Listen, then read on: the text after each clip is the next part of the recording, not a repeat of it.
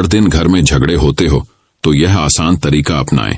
इस गौतम बुद्ध के तरीके को अपनाने से आपके घर में सुख शांति आएगी और फिर से घर हंसता खेलता रहेगा। लेकिन यह उपाय बताने से पहले आप हमारे चैनल को सब्सक्राइब कीजिए और इस वीडियो को एक लाइक कीजिए और जितना हो सके उतना इस वीडियो को अंत में अपने दोस्तों के साथ शेयर करना बिल्कुल भी ना भूले। तो चलिए बुद्ध की कहानी की शुरुआत करते हैं। बसे बसाए सुंदर से परिवार में हर समय झगड़े और अलग अलग प्रकार की समस्या आ रही है। इसका कोई आसान उपाय चाहिए, ऐसा ही सवाल एक व्यक्ति ने एक दिन गौतम बुद्ध से पूछा। व्यक्ति बोला, है महात्मा, मेरी बुद्धि काम नहीं कर रही। क्यों मेरे साथ ही हर समय ऐसा होता है? मेरे घर पे हर दिन किसी न किसी बात को लेकर झगड़े होते रहते हैं और उन झगड़ों को सुलझाने में मैं असमर्थ साबित हो रहा हूं। कृपा कर इस समस्या का कोई हल बताए। बुद्ध उस व्यक्ति से बोले, चलो आज तुम्हें मैं 2 कहानियां सुनाता हूं, जिस कहानियों से तुम्हें अपनी समस्या का हल तुरंत मिले। दोस्तों, कहानी को शुरू करने से पहले वीडियो को लाइक जरूर कर दें। पहली कहानी कुछ इस प्रकार है। एक समय की बात है, एक गांव में सास बहू रहती थी। दोनों में छोटी छोटी बातों पर हमेशा लड़ाई होती रहती थी। सास अपना रसूख जमाने के लिए बहू को हमेशा खरी खोटी सुनाया करती थी। बहू भी कुछ कम नहीं थी, वह भी सास पर अक्सर पलटवार किया करती थी और सास को ताने मारते हुए पानी पीकर कोसती रहती थी। एक दिन गांव में संत आए। बहू ने संत की काफी आवभागत की। संत बहू की सेवा से काफी प्रसन्न भी हुए। एक दिन मौका देखकर बहू ने संत से निवेदन किया कि वह उसको कोई ऐसा उपाय बताए कि उसकी सास की बोलती बंद हो जाए। बहू के निवेदन करने पर संत ने कागज पर एक मंत्र लिखकर उसको दे दिया और कहा कि जब भी तुम्हारी सास तुमको बुरा भला बोले, तुम इस मंत्र को कागज पर लिखना और अपने दांतों के बीच दबा लेना। दूसरे दिन जब सास ने बहू के साथ झगड़ा किया और उसको अपशब्द कहे, तो सास ने संत के कहे अनुसार किया और उस मंत्र को कागज पर लिखकर अपने दांतों के बीच दबा लिया। इस स्थिति में बहू सास को कोई जवाब नहीं दे पाई। ये सिलसिला लगातार 2-3 दिनों तक चलता रहा। एक दिन सास ने बड़े प्रेम से बहू से कहा, अब मैं तुमसे कभी नहीं लड़ाई करूंगी, क्योंकि अब तुमने मेरी गाली के जवाब में गाली देना बंद कर दिया है। बहू ने मन में सोचा, मंत्र का असर हो गया है और सास ने हथियार डाल दिए हैं। दूसरे दिन बहू संत के पास गई और कहा कि मेरी सास पर आपके दिए हुए मंत्र का असर हो गया है और उसकी सास ने अब उससे लड़ाई करना बंद कर दिया है। संत ने बहू को जवाब देते हुए कहा कि यह मंत्र का नहीं, मौन का असर है। इस कहानी को बताने के बाद अब गौतम बुद्ध उस व्यक्ति से बोले, तुम्हें अभी भी पूरी तरह इस कहानी का मतलब नहीं समझा है। अब मैं तुम्हें एक और कहानी सुनाता हूं, जिससे तुम्हें अपनी समस्या को खत्म करने का सही उपाय मिले। दूसरी कहानी को गौतम बुद्ध कुछ इस प्रकार शुरू करते हैं। बुद्ध बोले, एक गांव में मेरा बहुत बड़ा आश्रम था। वहां पर एक प्रसिद्ध बौद्ध गुरु रहते थे।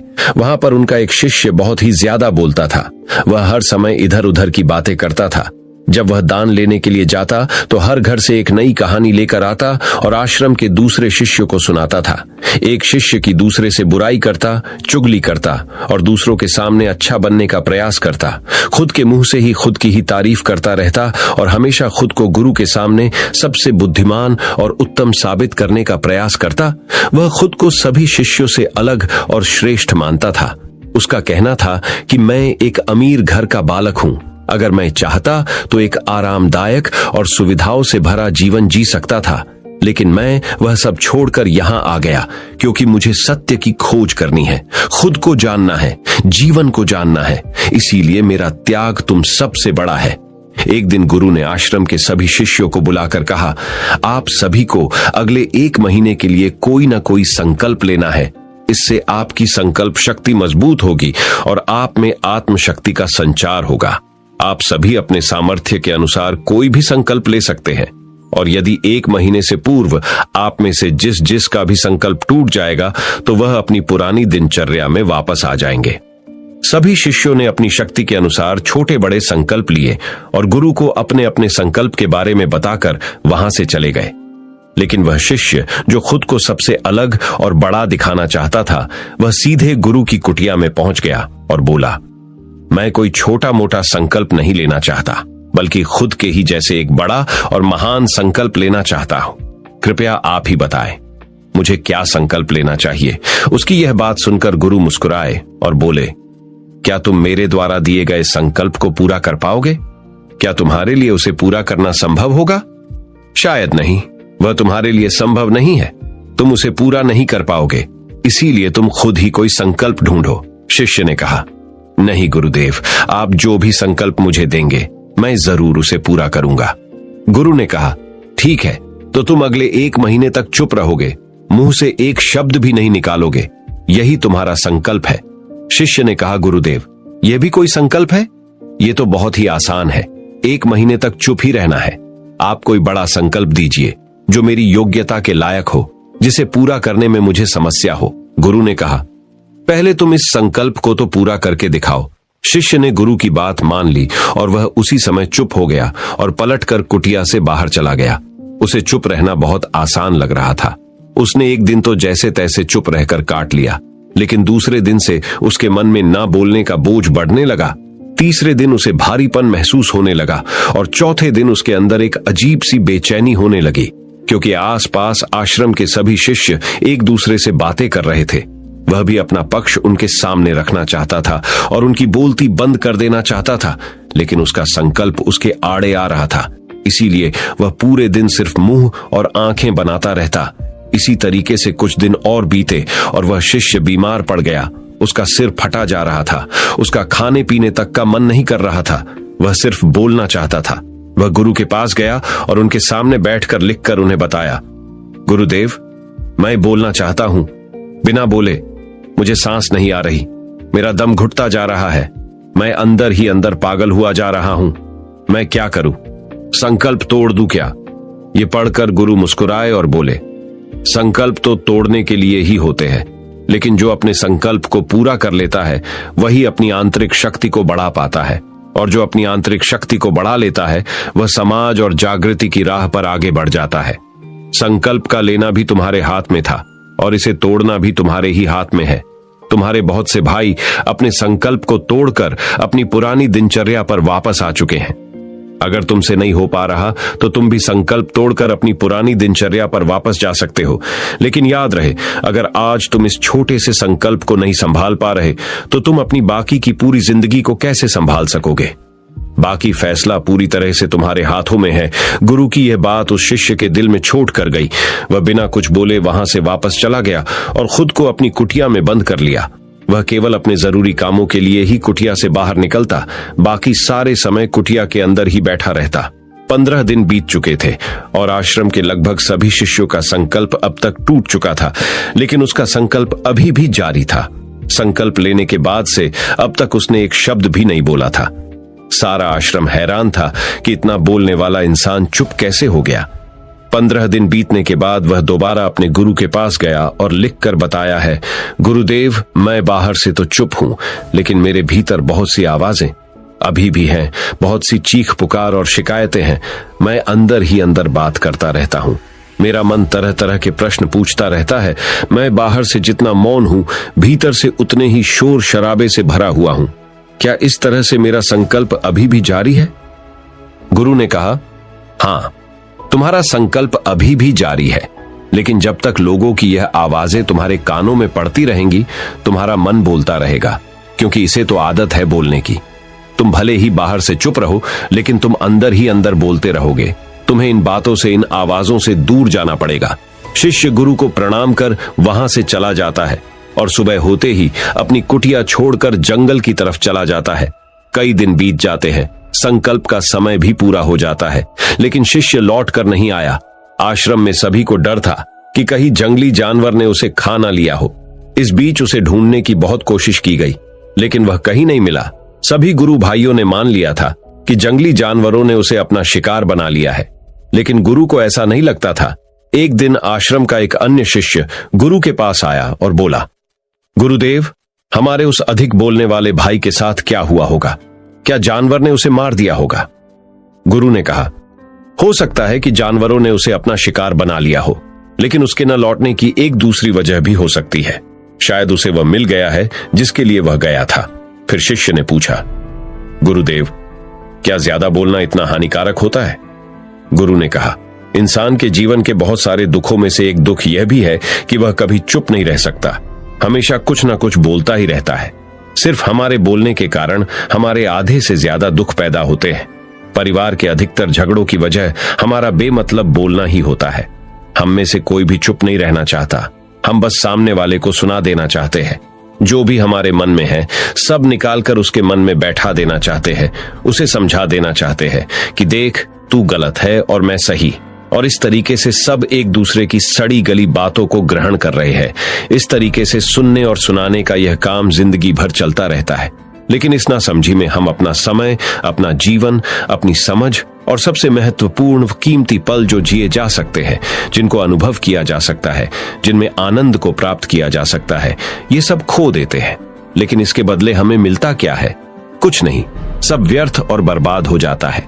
इस पागलपन में हमने क्या खो दिया, इसका एहसास केवल कुछ ही लोगों को हो पाता है। बाकी लोग जैसे उन्हें अपने आने का पता नहीं, वैसे ही उन्हें अपने जाने का भी पता नहीं चल पाता। शिष्य ने कहा, तो फिर इसका समाधान क्या है? गुरु ने कहा, पूरी जागरूकता के साथ अपने विचारों को देखना, यही एकमात्र तरीका है। सारी मानसिक समस्याओं का वर्तमान में रहकर चिंतन करना, पूरी जागरूकता के साथ अपना काम करना जिंदगी में चमत्कारिक बदलाव ला देता है। उसके बाद वह शिष्य गुरु से अपने प्रश्नों का उत्तर पाकर उनको प्रणाम करके वहां से चला गया। उस शिष्य को आश्रम छोड़कर गए हुए 3 महीने का समय बीत चुका था, लेकिन उसकी अब तक कोई खबर न थी। अब तक तो सभी गुरु भाइयों ने भी उसके वापस लौटने की उम्मीद छोड़ दी थी। लेकिन एक दिन वह आश्रम लौट आता है। उसे देखकर सभी के आश्चर्य और खुशी का ठिकाना न रहा। लेकिन अब वह नहीं था जो यहां से गया था, वह कुछ और ही बनकर वापस आया था। उसके अंदर एक गजब का बदलाव महसूस किया जा सकता था। उसके चेहरे पर एक गजब का ठहराव और आंखों में बड़ी शांति थी। आश्रम में आते ही सभी गुरु भाइयों ने उसे चारों तरफ से घेर लिया और उससे बातें करने लग गए। वह भी अपने गुरु भाइयों से बातें करने लगा। उसे बात करने वाले सभी ने यह अनुभव किया कि अब वह पहले जैसा उतावला और बातूनी नहीं रह गया था। उसके मुंह से एक एक शब्द बहुत ही सुलझे हुए और मधुरता के साथ निकल रहे थे। थोड़ी देर तक गुरु भाइयों से बात करने के बाद वह सीधा गुरु की तरफ चला गया। उसने गुरु के चरण छुए और कहा, गुरुदेव, क्या मैं अब भी मौन हूं? क्या अब भी मेरा संकल्प जारी है? गुरु ने कुछ देर तक शिष्य की आंखों में बड़े ध्यान से देखा और कहा, हां, तुम अब भी मौन हो। तुम्हारे मुंह से एक भी शब्द निकल नहीं रहा और तुम्हारा संकल्प अभी भी जारी है। शिष्य ने कहा, गुरुदेव, जब मैं आश्रम से गया तो मैं मुंह से तो चुप था, लेकिन मेरे अंदर बहुत सी आवाजें थी, मन में बहुत से प्रश्न थे और वह बंद नहीं हो रहे थे। तो मैं जंगल में चला गया, इस उम्मीद से कि वहां मुझे शांति मिलेगी और मेरे मन की बकबक कम हो जाएगी। लेकिन मैं जितना एकांत में जाता गया, मेरे अंदर की आवाज उतनी ही तेज होती गई। मेरे भीतर की पुरानी से पुरानी आवाज मुझे सुनाई देने लगी। तब जाकर मैंने महसूस किया कि मैं कितना गलत कर रहा था। जब मैं अपने परिवार वालों, दोस्तों को और गुरु भाइयों को बुरा भला कहता था, तो उस समय मुझे लगता था कि मैं सही कह रहा हूं।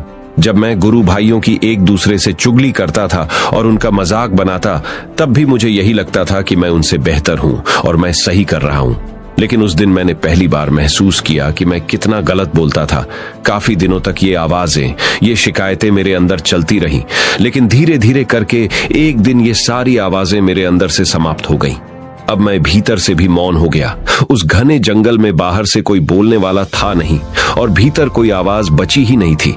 और मैं उस दिन पहली बार मौन का सही अर्थ समझा। मेरे चारों तरफ बहुत ही शांति थी। हालांकि अभी भी कुछ आवाजें आ रही थी जो पहले भी आती थी, लेकिन मैं उन्हें सुन नहीं पाता था। पर अब वह सभी आवाजें मुझे स्पष्ट रूप से सुनाई दे रही थी। हवा के चलने की आवाज, चिड़ियों के चहकने की आवाज और पानी के बहने की आवाज, ये सभी आवाजें मैंने पहली बार पूरे होशपूर्वक सुनी। अपने चारों तरफ इतनी शांति मैंने पहले कभी महसूस नहीं की थी। तो इस शांति को भंग करने के लिए मैंने पहली बार अपने मुंह से कोई शब्द निकाला। मैं चिल्लाया, हे ईश्वर, ये कैसी शांति है? सभी कुछ इतना शांत क्यों है? ऐसा क्या हो गया? लेकिन मेरे चिल्लाने के बाद भी शांति भंग नहीं हुई। सब कुछ पहले जितना ही शांत था, बाहर भी और भीतर भी। हे गुरुदेव, मैंने अपने गुरु भाइयों से बात की, मैंने आपसे बात की। मैं बोल रहा हूं, मैं चल रहा हूं, मैं सब कुछ देख रहा हूं, लेकिन मैं अपने भीतर एकदम एकांत में हूं, मौन में हूं, भीड़ में होता हूं, तब भी भीतर से अकेला एकांत में होता हूं। जब मैं खुद में भी शोर करना चाहता हूं, तब भी एकांत में ही होता हूं। अब सब दिखाई पड़ने लगा है, सब सुनाई पड़ने लगा है। गुरु ने कहा, जब तक हम बाहर की तरफ बोलते रहेंगे, भीतर अशांति ही रहेगी। लेकिन जिस दिन हम भीतर की तरफ मुड़ जाएंगे, तब हमारे मुंह से कुछ भी निकलेगा। हम शांत ही रहेंगे। दुनिया में जितनी भी बुराइयां हैं ज्यादातर हमारे बोलने से ही उत्पन्न होती है, क्योंकि हम चुप रहना नहीं चाहते। ऐसे ही समाज में लोगों का जीवन दुखों से भर जाता है, जो हमेशा एक दूसरे को सुनाने में लगे रहते हैं। कभी एक दूसरे को सुनना नहीं चाहते, समझना नहीं चाहते, और चुप रहना तो उन्होंने कभी सीखा ही नहीं, क्योंकि चुप रहना उन्हें छोटा महसूस करवाता है। गौतम बुद्ध उस व्यक्ति से बोले, तुम्हारी समस्या यह है कि तुम चुप रहना नहीं जानते।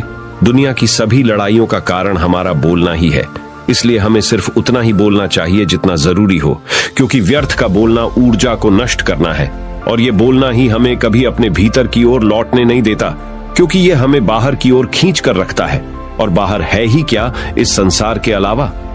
लेकिन अगर अपने भीतर के संसार की ओर मोड़ना है तो इस मुंह को बंद ही रखना चाहिए। इसीलिए जितने भी बुद्ध हुए, आत्मज्ञानी हुए, वह सभी एकांत की ओर भागे, ताकि उन्हें ज्यादा न बोलना पड़े, ज्यादा सुनना न पड़े। वह एकांत में रहे और शांत रहे, इसलिए आसानी से भीतर की यात्रा कर पाए। लेकिन अगर कोई चाहे तो इस संसार में रहकर भी एकांत में रह सकता है, शांत रह सकता है, लेकिन इसके लिए उन्हें अपनी ऊर्जा बचानी होगी, जिसे वह अब तक अपने व्यर्थ के शब्दों में बर्बाद कर रहे थे। दोस्तों, इस कहानी की सीख यही है कि व्यर्थ का बोलना ऊर्जा को नष्ट करना है। ज्यादा और व्यर्थ बोलना ही हमें अपने भीतर की ओर लौटने नहीं देता, क्योंकि यह हमें बाहर की ओर झुकाए रखता है, और जिन्हें भीतर की यात्रा करनी है उन्हें अपने मुंह को बंद ही रखना चाहिए। मनुष्य की प्रवृत्ति ऐसी है कि वह अपने मन में चल रही बातों को दूसरों को सुनाना चाहता है, और दूसरा भी आपके साथ ठीक वही काम करता है। ये बातें किसी अन्य या तीसरे व्यक्ति से संबंधित हो तो सुनने सुनाने का काम और भी दिलचस्पी से होता है। आप फिर जब कभी भी बैठते हैं तो इन्हीं बातों को फिर से दोहराया जाएगा, और फिर से इन्हीं बातों पर विचार करेंगे। ये सुनने सुनाने का माहौल जीवन भर चलता रहता है, और इस तरह से आप खो देते हैं अपना समय, अपना जीवन, अपनी सोच समझ, और वो कीमती पल जिसमें अच्छे से जिया जा सकता है और जिसमें आनंद को प्राप्त किया जा सकता है। इसलिए इस सुनने सुनाने के माहौल से बाहर निकलें। आप जितनी भूख उतना भोजन खाते हैं, और जितनी जरूरत उतना ही कार्य करते हैं। लेकिन क्या आपने इस बारे में कभी सोचा है कि आप कितना बोलते हैं? क्या आप उतना ही बोलते हैं जितनी आवश्यकता है, या अनावश्यक ही सारे दिन बोलते हैं? इस बारे में कभी अकेले बैठकर जरूर सोचिए कि आज आपने दिन भर में कितना बोला, क्या बोला, और सबसे जरूर कि क्यों बोला। इनमें से कितनी बातें जरूरी थी और कितनी अनावश्यक। आपके जीवन में बदलाव आपको खुद ब खुद दिखना शुरू होंगे। परिवार में सुख और शांति रहेगी, और आपके रिश्ते और भी ज्यादा मजबूत होने लगेंगे। दोस्तों, अगर आपको इस कहानी से सीखने मिला हो तो हमारे चैनल को सब्सक्राइब जरूर कर देना, और अपने दोस्तों के साथ या अपने परिवार के साथ इस वीडियो को शेयर करके उन्हें भी कम बोलने का फायदा दिखाइए।